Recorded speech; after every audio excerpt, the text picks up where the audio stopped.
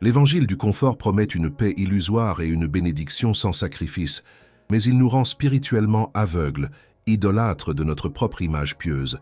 Cette quête incessante d'une foi sans heurts, sans coups, sans la confrontation radicale du moi, a érodé les fondations mêmes de ce que signifie être disciple de Christ. Elle a engendré une multitude de professions de foi qui résonnent creux, des cœurs qui s'affirment chrétiens, mais dont la vie trahit une profonde aliénation de la vérité éternelle.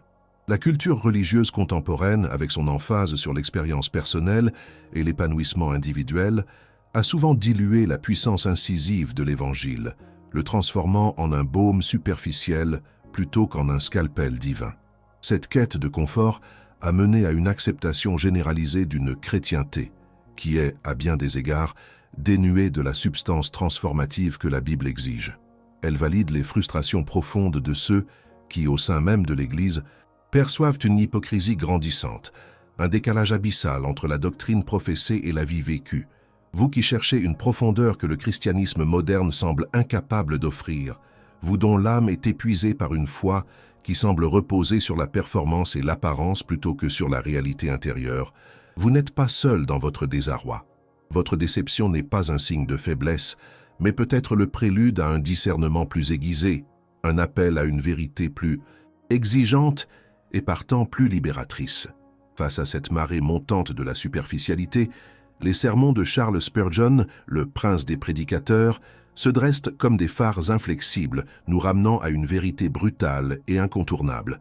La religiosité superficielle, bien loin de la foi authentique, est un piège éternel, une illusion dévastatrice qui promet la vie mais mène à la mort spirituelle. Spurgeon, avec une clarté prophétique, a démasqué la multitude de chrétiens, autoproclamés dont la conversion n'était qu'une façade, une imitation dépourvue de la vie et de la puissance du Saint-Esprit. Ces paroles, trempées dans l'encre de la saine doctrine et l'expérience pastorale, ne cherchent pas à flatter l'oreille, mais à sonder les profondeurs de l'âme, à exposer les recoins sombres où l'auto-tromperie prospère. Ils ne s'intéressent pas à la quantité de membres dans ces bancs, mais à la qualité de leur âme devant Dieu, à l'authenticité de leur transformation. La frustration que vous ressentez face à une foi diluée est légitime. C'est le symptôme d'une âme qui aspire à la substance, à la réalité du Dieu vivant, au-delà des artifices et des promesses creuses d'un évangile centré sur l'homme. La promesse d'une paix facile, d'une vie sans conflit, d'une bénédiction immédiate sans le creuset de l'épreuve, tout cela ne fait que masquer une réalité spirituelle alarmante, la non-conversion de nombreux cœurs au sein même des assemblées qui se disent chrétiennes. Spurgeon, avec une précision chirurgicale, identifiait ces masques, ces simulacres de piété qui trompent l'homme, mais ne trompent jamais Dieu. Il savait que le chemin étroit est peuplé de ceux qui se détournent, et que le chemin large est encombré de ceux qui pensent être sur la bonne voie, sans jamais avoir rencontré la croix transformative de Christ. Ce que nous allons explorer n'est pas une simple typologie psychologique, mais un diagnostic théologique profond, un examen des marques essentielles de la vraie foi face aux contrefaçons spirituelles. C'est un appel à l'introspection la plus rigoureuse, à un examen de conscience devant la parole inaltérable de Dieu. La question n'est pas de savoir si vous êtes un bon chrétien selon les standards du monde, mais si vous êtes un chrétien converti selon les standards de l'Écriture, tels que Charles Spurgeon les a inlassablement proclamés.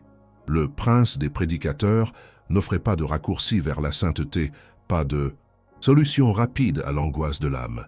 Il prêchait la repentance radicale, la foi inébranlable en la souveraineté de Dieu et en l'œuvre rédemptrice de Christ, et la sanctification coûteuse qui en découle. Son ministère était un défi constant à la superficialité, un rappel constant que l'Évangile n'est pas une invitation à un confort facile, mais un appel à mourir à soi-même et à vivre pour Christ, un appel qui exige une transformation totale de l'être. Alors, êtes-vous prêt à laisser la lumière crue de la vérité sonder les recoins les plus profonds de votre propre âme? Êtes-vous prêt à confronter non pas les autres, mais vous-même, à l'aune de ce que la vraie conversion exige? Ce n'est pas une quête pour l'ego, mais pour la vérité éternelle. C'est un appel à l'honnêteté radicale devant le juge suprême, choc frontal pour la conscience. Si vous osez affronter cette vérité, laissez un « je suis prêt » dans les commentaires. Sans action, point de courage. La théologie, superficielle du christianisme moderne, souvent axée sur la performance extérieure et la satisfaction personnelle, est un ennemi point commun qui obscurcit la nature exigeante de la véritable conversion. Elle encourage les fidèles à se cacher derrière des masques de conformité, des simulacres de piété qui trompent les hommes, mais jamais le Dieu souverain. Charles Spurgeon, dans ses sermons intemporels, a dénoncé ces illusions avec une clarté prophétique, insistant sur le fait que la religion sans régénération est une imposture spirituelle, une voie large menant à la perdition. Il ne s'est jamais lassé de rappeler que l'œuvre du Saint-Esprit est intérieure et transformatrice, et non pas simplement une adjonction de rituels ou une vague de sentimentalisme. Le premier type de chrétien non converti que Spurgeon identifiait est le chrétien formaliste, le paradoxe de la piété extérieure. Ce type de professant semble irréprochable en surface. Il fréquente assidûment l'Église, participe aux rituels, connaît les prières et les liturgies. Il a été baptisé, peut être confirmé, et se considère comme faisant partie de la communauté des croyants. Son apparence est pieuse, ses paroles sont convenables, et il se conforme aux normes morales apparentes de la foi. Mais sous cette couche de respectabilité religieuse se cache une âme non touchée, un cœur qui n'a jamais été réellement brisé par le poids du péché, ni régénéré par la puissance divine. La douleur de l'hypocrisie que vous observez dans l'Église, cette façade de vertu sans substance, est précisément ce que Spurgeon visait. Il s'agit d'une foi par procuration, d'une religion héritée ou socialement acceptée, mais jamais personnellement embrassée dans sa radicalité. La culture moderne dit qu'il suffit de suivre les règles pour être juste, l'Église moderne peut parfois le sous-entendre, mais la vérité éternelle dit que sans une nouvelle naissance, sans une transformation intérieure, toutes les œuvres externes sont vaines et mortes. Le diagnostic de la dépendance aux œuvres mortes. Le cœur du formaliste est trompeur. Il se fie à ses actions, à sa participation religieuse, comme moyen d'acquérir le salut ou la faveur divine. Sa prière est une récitation, non une communion. Son service est un devoir, non une expression d'amour. Spurgeon aurait diagnostiqué une profonde ignorance de la dépravation humaine et de la nécessité absolue de la grâce souveraine. Ce chrétien croit pouvoir se rendre acceptable à Dieu par ses propres efforts, ses propres mérites, niant ainsi la suffisance de l'œuvre expiatoire de Christ sur la croix. Il n'a pas expérimenté le repentir sincère, cette repentance profonde et douloureuse qui conduit à un abandon total de soi à la miséricorde de Dieu. La référence base de Spurgeon est claire. Le salut n'est pas par les œuvres, de peur que personne ne se glorifie. Éphésiens 2, 8, 9. Le formaliste est un idolâtre subtil, car son Dieu est sa propre performance religieuse, son propre respect des formes. Il courtise l'approbation humaine et sa propre conscience, mais n'a pas tremblé devant la sainteté inflexible de Dieu, les conséquences de la fausse sécurité. La plus grande tragédie du formaliste est sa fausse sécurité, une illusion dangereuse qui l'aveugle à son véritable état de perdition. Il est comme un navire avec un faux certificat de navigabilité, voguant vers un port qu'il ne pourra jamais atteindre. La dor occulta abordée, ici, est l'épuisement d'une foi basée sur la performance. Le formaliste se fatigue à maintenir son masque, à se convaincre et à convaincre les autres de sa piété. Mais au fond, il n'y a pas de paix véritable, pas de joie débordante de la présence de l'esprit. En période de crise ou de tentation sévère, sa foi fragile s'effondre, car elle n'a pas de racine profonde dans le Christ vivant. Il peut se sentir frustré par le manque de puissance dans sa vie chrétienne, ignorant que cette absence est la preuve de l'absence de la vie elle-même. Son chemin sous le couvert de la religion mène non pas au ciel, mais à un jugement d'autant plus sévère qu'il a eu connaissance de la vérité sans jamais l'embrasser réellement. Il est exposé à l'ire divine, sans le bouclier de la justice imputée de Christ. L'appel au baptême de l'Esprit, la foi qui régénère. La solution radicale pour le formaliste n'est pas d'ajouter plus de rituels, mais de tout abandonner pour la seule chose qui compte, la régénération par l'Esprit. C'est un appel à une repentance qui brise le cœur et à une foi qui s'empare de Christ comme l'unique sauveur. C'est mourir à ses propres œuvres, à sa propre justice, pour être ressuscité avec Christ dans une vie nouvelle. Spurgeon appelait à un baptême non seulement d'eau mais d'esprit, une immersion dans la puissance transformatrice de Dieu qui change le désir du cœur, non seulement le comportement extérieur. C'est le chemin coûteux de la croix, où l'homme se dépouille de son orgueil religieux et se prosterne dans l'humilité, reconnaissant qu'il n'a rien à offrir sinon son péché et qu'il ne peut recevoir que par la grâce infinie de Dieu. Le deuxième type identifié par Spurgeon est le chrétien émotionnel, le paradoxe des expériences fugaces. Ce professant est souvent le produit d'un évangile qui met l'accent sur les sensations, les hauts et les bas émotionnels, la puissance d'une expérience plutôt que la solidité de la doctrine. Il a pu vivre des moments intenses de rencontre avec Dieu, ressentir une joie débordante, des larmes de contrition ou une excitation contagieuse lors de rassemblements religieux, mais, comme la semence tombée sur la roche, sa foi manque de profondeur racinaire. Ses émotions sont sincères, mais passagères, et souvent indépendantes d'une compréhension doctrinale réelle ou d'un engagement profond et constant. Ce paradoxe de la foi émotionnelle explique une part de la dor occulta abordée, l'épuisement d'une foi qui exige une performance émotionnelle constante, où l'absence de frisson est interprétée comme une absence de Dieu, laissant l'âme dans une angoisse silencieuse. La culture moderne valorise l'intensité du sentiment, et l'Église moderne peut involontairement renforcer cela en recherchant l'ambiance plutôt que la sainteté. Mais la vérité éternelle nous enseigne que la foi n'est pas un sentiment, mais une confiance inébranlable en un Dieu immuable. Le diagnostic du sentimentalisme déraciné. Spurgeon aurait diagnostiqué chez le chrétien émotionnel une foi ancrée dans l'instabilité du cœur humain plutôt que dans la vérité objective de la parole de Dieu. Sa religion est une succession d'expériences subjectives, sans la fondation solide d'une théologie saine et d'une sainte obéissance. Il cherche le feu sans la lumière, le frisson sans le fondement. Ce type de foi est vulnérable à toutes les vagues de doctrines et de sentiments passagers. Il manque de discernement, car ses jugements sont basés sur ce qui ressent bien plutôt que sur ce qui est vrai. L'ennemi commun ici est le sentimentalisme qui remplace la conviction scripturaire, le culte de l'émotion qui supplante l'adoration en esprit et en vérité. Il peut parler avec passion, mais son cœur n'a pas été réellement transformé par la vérité du péché, du jugement et de la grâce souveraine. Il est à la merci de ses propres caprices, non sous le règne du Christ. Les conséquences de la quête d'expérience. Lorsque les émotions s'estompent, ce qui est inévitable, le chrétien émotionnel se retrouve souvent dans un état de désarroi, de doute et de froideur. Sa foi, n'ayant pas de racines profondes, ne peut supporter le vent de l'adversité, les périodes de sécheresse spirituelle ou les attaques du doute. Il est constamment à la recherche de la prochaine grande expérience pour raviver une flamme qui n'a jamais été véritablement alimentée par l'esprit. Il peut quitter une église pour une autre, un pasteur pour un autre, toujours en quête d'un stimulant émotionnel. Cette quête incessante est épuisante et stérile, et elle empêche le développement d'une foi mature et résiliente.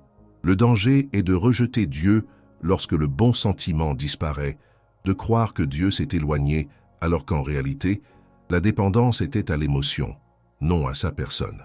Spurgeon mettait en garde contre une foi qui ne résiste pas à l'épreuve, une foi qui se consume comme la paille au premier feu. L'appel à une foi robuste, fondée sur la vérité objective.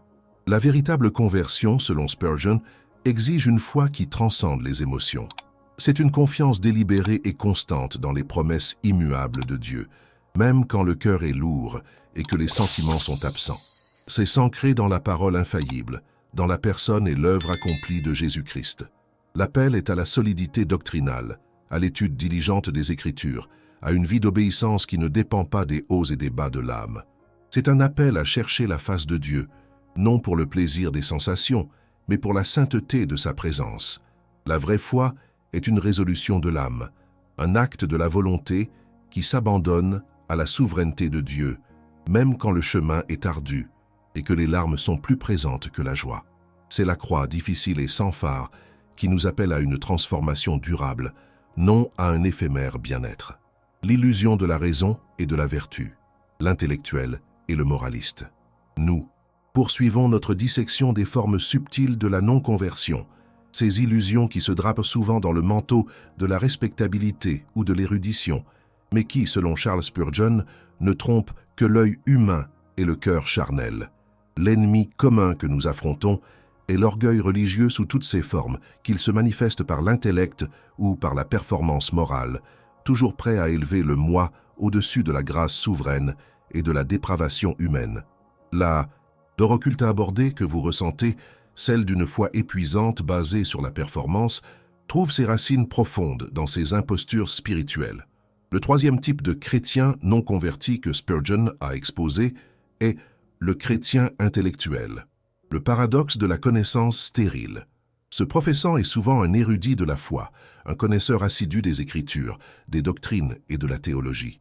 Il peut débattre avec éloquence sur la souveraineté de Dieu, la justification par la foi ou les subtilités de la Trinité. Il lit des livres de théologie, assiste à des séminaires et possède une compréhension technique impressionnante des vérités bibliques. Son esprit est aiguisé, sa mémoire vaste, et il peut même corriger les erreurs doctrinales des autres. Mais son cœur reste étrangement froid et non transformé. La connaissance, au lieu de le conduire à l'adoration et à l'humilité, a gonflé son ego et l'a éloigné de la véritable communion avec Dieu. Vous avez peut-être croisé ces âmes qui connaissent tout sur Dieu, mais ne le connaissent pas personnellement. C'est la frustration de voir la tête pleine de faits, mais la vie dépourvue de la ferveur de l'esprit. La culture moderne vénère l'intellect et la connaissance, et l'Église moderne peut parfois se complaire dans une orthodoxie froide. Mais la vérité éternelle dit que la connaissance sans l'amour édifie l'orgueil et mène à la stérilité spirituelle. Le diagnostic de l'orgueil intellectuel. Le diagnostic de Spurgeon aurait été sans appel. L'intellectualisme stérile est une forme d'idolâtrie, où la raison humaine et la capacité à comprendre les choses de Dieu sont élevées au-dessus de l'esprit qui seul peut révéler ses vérités à l'âme. Le chrétien intellectuel se glorifie de sa sagesse, oubliant que la vraie sagesse vient de Dieu et s'accompagne d'humilité et de crainte révérentielle. Il peut détenir une orthodoxie irréprochable sur le papier, mais son cœur est rebelle, ne se soumettant pas véritablement aux implications radicales de la parole qu'il connaît si bien. Il manque de repentance pour son propre orgueil, de cette humilité qui reconnaît sa propre petitesse face à l'immensité de Dieu. Il est un puits sans eau, un arbre sans fruits, un réservoir de connaissances qui ne désaltère ni lui-même ni les autres. Il a la forme de la piété, mais ni sa puissance transformatrice. Son âme n'a pas été brisée par la vérité du péché, et son intellect n'a pas été capturé par l'amour de Christ. Les conséquences de la froideur doctrinale. Les conséquences pour le chrétien intellectuel sont graves. Sa foi reste une entreprise mentale, déconnectée de la vie pratique et de la puissance du Saint-Esprit. Il peut se montrer critique, arrogant et dépourvu de compassion envers ceux qui luttent, car son jugement est basé sur la connaissance sèche plutôt que sur l'empathie et la grâce. Son âme est stérile, incapable de produire les fruits de l'esprit. Il est en danger constant de tomber dans le pharisaïsme spirituel, de mépriser les ignorants et de se sentir supérieur dans sa propre compréhension. L'adoration lui est un exercice de l'esprit plutôt qu'un débordement du cœur. Sa capacité à comprendre les profondeurs de Dieu n'est pas mise au service de l'évangélisation ou du service humble, mais souvent de la démonstration de sa propre érudition. Un tel individu, malgré toute sa science théologique, peut se retrouver devant le trône de jugement avec le reproche « Je ne vous ai jamais connu ». L'appel à la soumission de l'intellect à la sagesse divine. La seule solution pour le chrétien intellectuel est un acte radical d'humilité. La soumission de son intellect brillant à la sagesse de Dieu, non pas comme une contrainte, mais comme une libération. C'est l'appel à ce que la connaissance ne soit pas une fin en soi, mais un moyen de connaître et d'aimer Dieu plus profondément. C'est une repentance pour l'orgueil intellectuel et une quête du Saint-Esprit pour qu'il illumine l'âme, pas seulement l'esprit. Spurgeon n'a jamais dévalorisé la connaissance, au contraire, mais il a toujours insisté sur le fait qu'elle doit mener à l'adoration, à la piété et à l'obéissance. L'intellect doit être le serviteur de la foi, non son maître. Seule une telle soumission peut transformer la froideur doctrinale en une ferveur brûlante pour le Christ et son royaume, où la vérité est vécue, non seulement connue. Le quatrième type de chrétien non converti est le chrétien moraliste. Le paradoxe de la vie exemplaire. Ce professant se distingue par une conduite irréprochable. Il est honnête, travailleur, respectueux des lois et évite les vices flagrants.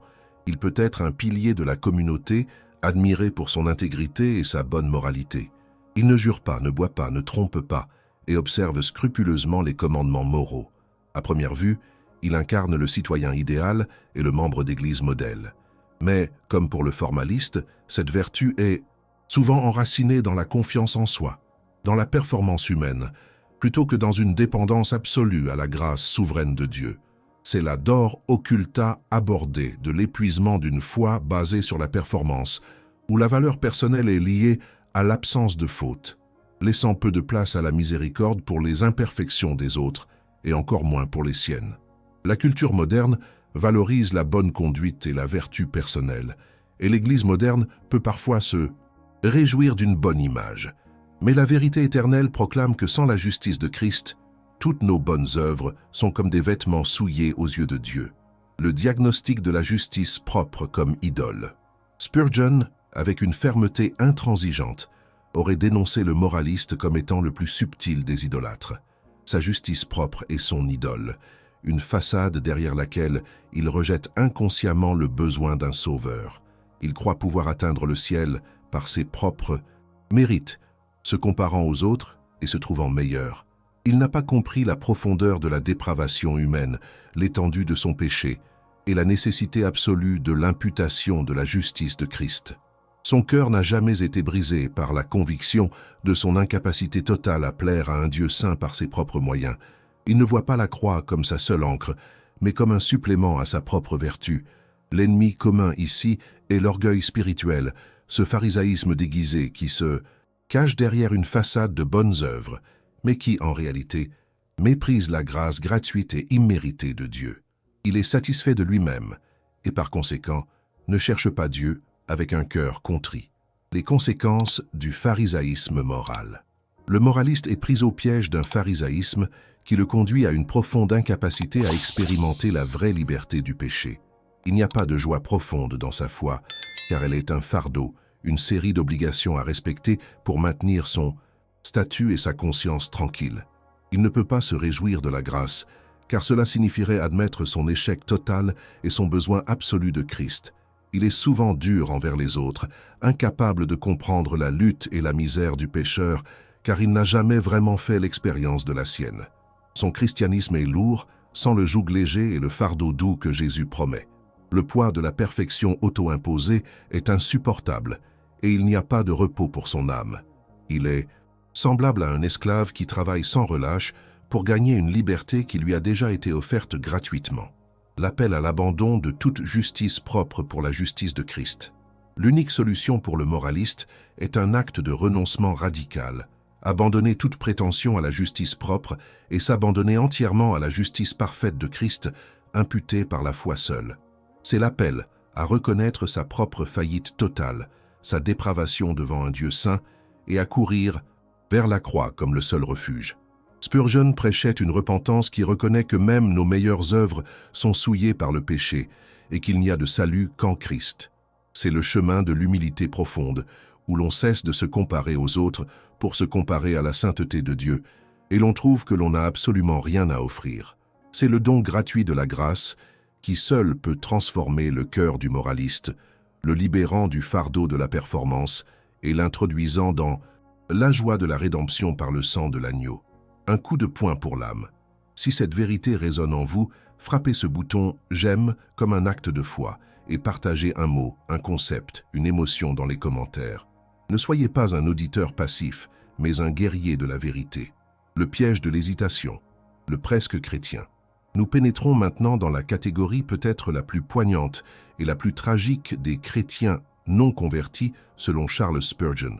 Celui qui est si proche de la vérité, qui la connaît, la reconnaît et pourtant ne s'engage jamais pleinement.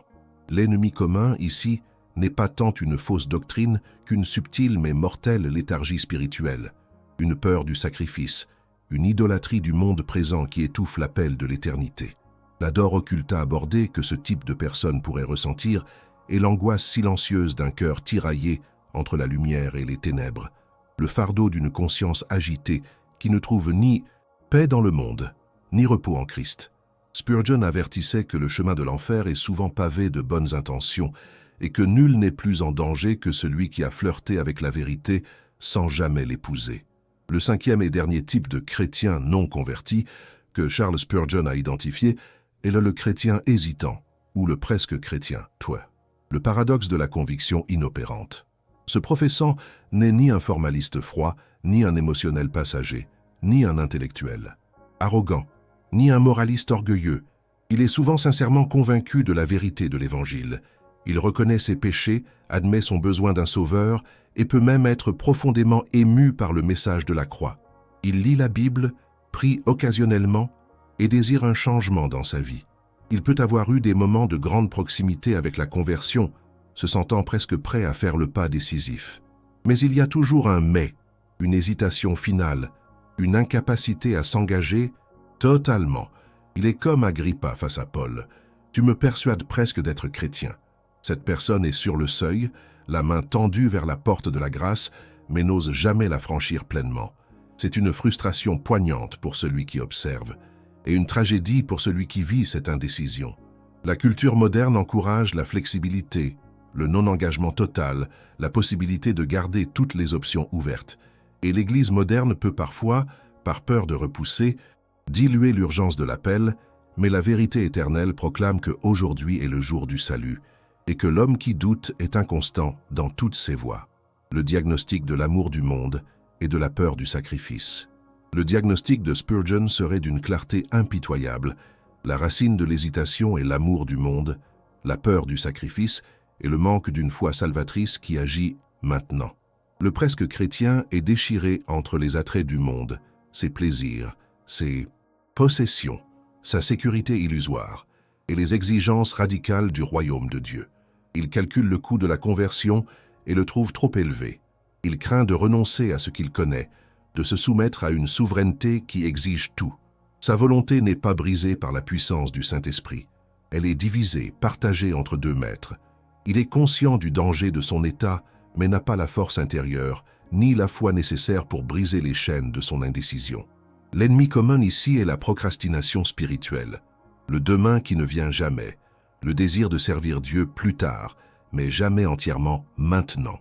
Sa raison peut être convaincue, ses émotions peuvent être touchées, mais sa volonté n'est pas captive de Christ. Les conséquences de la plus tragique des illusions.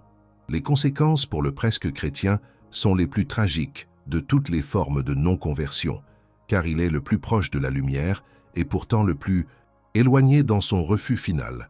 Il aura eu la connaissance, la conviction, l'émotion, et aura délibérément choisi de ne pas s'engager. Jésus lui-même a averti « Celui qui n'est pas avec moi est contre moi ». Le presque chrétien est en fait un opposant silencieux, un rebelle passif. Son refus constant d'agir sur la conviction est une offense grave à la grâce de Dieu, un mépris du sacrifice de Christ. Il est en danger de voir son cœur s'endurcir progressivement, rendant toute future conversion de plus en plus difficile. Le pire des destins est de se retrouver devant le juge éternel et d'entendre « Je ne t'ai jamais connu », non pas parce que la vérité était absente, mais parce qu'elle a été rejetée par l'hésitation. L'enfer est pavé de bonnes intentions, de « je ferai demain », de « si seulement j'avais », cette dor occulta abordée est le remords éternel de l'occasion manquée, de la grâce méprisée, l'appel à l'urgence du maintenant et à la décision radicale.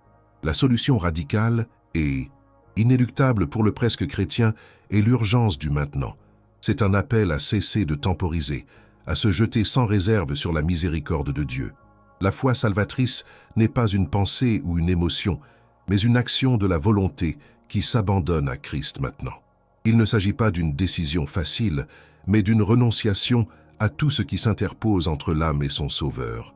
Spurgeon prêchait la repentance immédiate, la confession totale des péchés et la foi en Jésus-Christ comme seul Seigneur et Sauveur. C'est un appel à franchir la ligne, à brûler les ponts avec l'ancienne vie et à s'engager sur le chemin étroit de la sanctification. Le coût est élevé, la renonciation à soi-même, au monde, mais la récompense est éternelle. La vie avec Christ, la paix qui dépasse toute compréhension. Le temps est court, l'éternité est longue, et l'appel de l'Évangile exige une réponse sans délai, une soumission totale à la souveraineté de Dieu. Nous avons parcouru les abysses de la religiosité superficielle, démasquant 5 archétypes de la non-conversion que Charles Spurgeon, notre référence base inébranlable, a identifié avec une clarté redoutable. Le formaliste, l'émotionnel, l'intellectuel, le moraliste et le presque chrétien, tous partagent un triste point commun. La forme sans la substance, la religion sans la régénération, une profession sans la possession de la vie éternelle. Chacun, à sa manière, illustre l'ennemi commun de l'auto-tromperie religieuse et l'évangile du confort qui promet tout sans exiger la seule chose qui compte. Un cœur entièrement livré à Christ, brisé par le péché et renouvelé par la grâce souveraine de Dieu. La nécessité du discernement de la vraie conversion n'a jamais été aussi pressante qu'aujourd'hui, où la superficialité de la foi moderne a dilué les marqueurs essentiels de la vie en Christ. Les douleurs que vous ressentez, la frustration face à l'hypocrisie, l'épuisement d'une foi, axée sur la performance, le manque de profondeur doctrinale, sont les symptômes d'une maladie spirituelle qui afflige notre époque. Spurgeon ne cherchait pas à juger les cœurs, mais à rappeler à tous la norme divine, l'exigence biblique pour la vraie conversion. Il insistait sur le fait que la foi authentique est une œuvre de Dieu, manifeste par la repentance sincère, la confiance exclusive en Jésus-Christ pour le salut et une vie de sanctification progressive. Ce n'est pas une adhésion à un club ni une simple modification comportementale. C'est une recréation intérieure, une nouvelle naissance par l'Esprit Saint. Le formaliste s'accroche au rituel, oubliant que Dieu cherche des adorateurs en esprit et en vérité, non des observateurs de formes vides. L'émotionnel cherche le frisson, ignorant que la foi est une confiance en la parole de Dieu, même quand les sentiments sont absents et que le désert de l'âme se fait sentir. L'intellectuel se drape dans sa connaissance, mais sa tête pleine ne peut compenser un cœur non transformé par l'amour de Dieu. Le moraliste se fie à ses œuvres, ne comprenant pas que toutes nos justices sont comme des linges souillés devant la sainteté inflexible de Dieu et que seule la justice de Christ peut nous justifier. Et le presque chrétien, le plus tragique de tous, flirte avec la vérité mais refuse le coup radical de la soumission totale, condamnant son âme à l'enfer de l'indécision éternelle. Chacun de ces types, à sa manière, échoue à répondre à l'appel fondamental de l'Évangile, la repentance et la foi. La repentance, cette douleur divine pour le péché qui mène au renoncement radical de soi et du monde, et la foi, cette confiance inébranlable en l'œuvre accomplie de Jésus-Christ sur la croix, comme le seul et unique moyen de salut. Ces 2 piliers sont indissociables de la souveraineté de Dieu, car c'est sa grâce qui nous pousse à la repentance et sa puissance qui nous soutient dans la foi. Spurgeon, tout en étant un géant de la foi, se considérait d'abord comme un simple porteur de la parole, un amplificateur de la voix divine. Il a dit un jour, « Si Christ n'est pas tout pour vous, il n'est rien du tout pour vous. » Cette déclaration incisive capture l'essence de son message et la confrontation à laquelle il nous appelle. La vraie conversion n'est pas un ajout à votre vie, mais le centre même, la raison d'être, le seul fondement stable sur lequel tout le reste doit être construit. Elle exige un changement. De Seigneur, un transfert de loyauté, de soi-même, du monde, de la religion vers le Christ seul. Elle exige l'abandon de tout pour gagner ce qui est éternel et inestimable. Le thème principal de ces sermons classiques n'était jamais le confort facile, mais la sainteté exigeante, le chemin étroit, la porte étroite, la nécessité d'être né de nouveau. Il comprenait que l'Évangile est une offense pour la chair, un scandale pour l'esprit orgueilleux, mais la puissance de Dieu pour le salut de quiconque croit. Pour être un chrétien selon Spurgeon et selon les Écritures, il ne suffit pas d'approuver des doctrines, de suivre des rituels, d'avoir des émotions intenses, de vivre une vie morale exemplaire ou même de désirer la conversion. Il faut une transformation radicale de l'âme, une mort au vieil homme et une résurrection avec Christ dans une vie nouvelle, marquée par l'amour de Dieu, la haine du péché et l'obéissance joyeuse à sa volonté. La croix est le point central de cette transformation. C'est là que le pécheur, dépouillé de toute illusion de justice propre, rencontre la grâce souveraine et la justice parfaite de Christ. C'est là que la dépravation humaine est confrontée à la sainteté inflexible de Dieu et que le jugement mérité est porté par le Fils, ouvrant la voie à la miséricorde. La vraie conversion n'est pas une simple décision, mais une œuvre divine qui se manifeste par un repentir authentique et une foi qui se traduit en sanctification. 1. Processus continu de croissance en Christ. Cette vérité, bien que souvent inconfortable, est la seule qui puisse véritablement libérer l'âme de l'angoisse de la superficialité et de l'épuisement de la performance religieuse.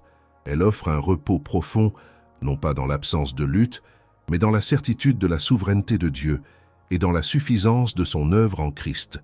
Elle remplace la frustration par une résolution inébranlable de suivre Christ, quoi qu'il en coûte. Le chemin de la vraie conversion est jalonné de renoncements et d'épreuves, non de tapis rouges et de promesses faciles.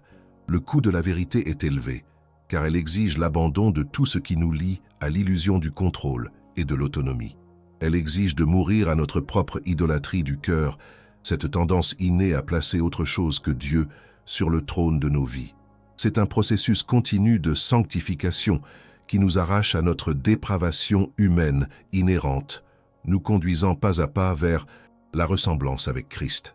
Ce n'est pas une grâce bon marché, mais une grâce souveraine et coûteuse, qui, bien que gratuitement offerte, exige tout de l'individu transformé. Les 5 types de chrétiens non convertis que nous avons explorés révèlent la profondeur de l'auto-illusion et la subtilité du péché qui se cache derrière les façades religieuses. Ils nous rappellent que la vérité de l'Évangile n'est pas une option parmi d'autres, mais la seule réalité qui puisse sauver l'âme. La foi authentique n'est pas une adhésion passive, mais une transformation active, un engagement total du cœur, de l'esprit et de la volonté. Charles Spurgeon, dans l'ensemble de son ministère, n'a jamais dévié de cette proclamation radicale. Il a compris que l'enjeu était l'éternel, et que compromettre la saine doctrine pour le confort temporaire des auditeurs serait un acte de trahison envers Dieu et envers les âmes des hommes.